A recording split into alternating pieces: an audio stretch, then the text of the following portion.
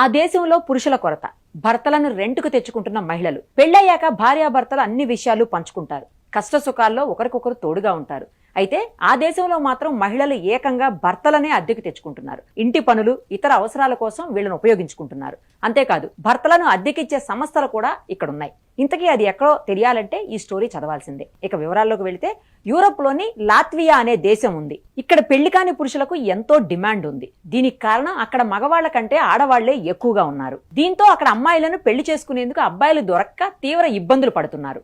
ఇందుకోసమే ఇంటి పనులు, ఇతర పనుల కోసం భర్తలను అద్దెకు తెచ్చుకుంటున్నారని ఓ అంతర్జాతీయ మీడియా తన కథనంలో వెల్లడించింది.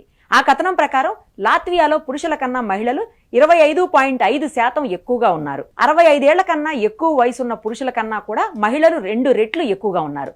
దీనివల్ల పని ప్రదేశాల్లో, రోజువారీ జీవితంలో పురుషుల కొరత ఎక్కువగా ఉంది. కొంతమంది మహిళలు భాగస్వామి కోసం విదేశాలకు కూడా వెళ్లిపోతున్నారు. బయటకు వెళ్లలేని వారు భర్తలను అద్దెకు తెచ్చుకుంటున్నారు. గంటలు, రోజుల లెక్కన రెంటుకు తెచ్చుకొని వారి సేవలు వినియోగించుకుంటున్నారు.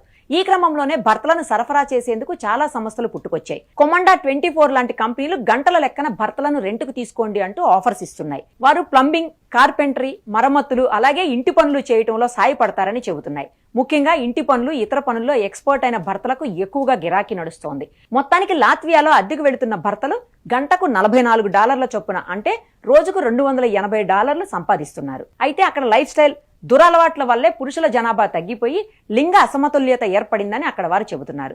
లాత్వియాలో 31% స్మోకింగ్ చేస్తారని, అలాగే ఎక్కువ మంది ఊబకాయంతో బాధపడుతున్నట్లు తెలిపారు. జపాన్లో కూడా కుటుంబ సభ్యులు లేదా సహచరులుగా అద్దెకు దొరికే రెంట్ ఫ్యామిలీ సేవలు ఉన్నట్లు తెలుస్తోంది.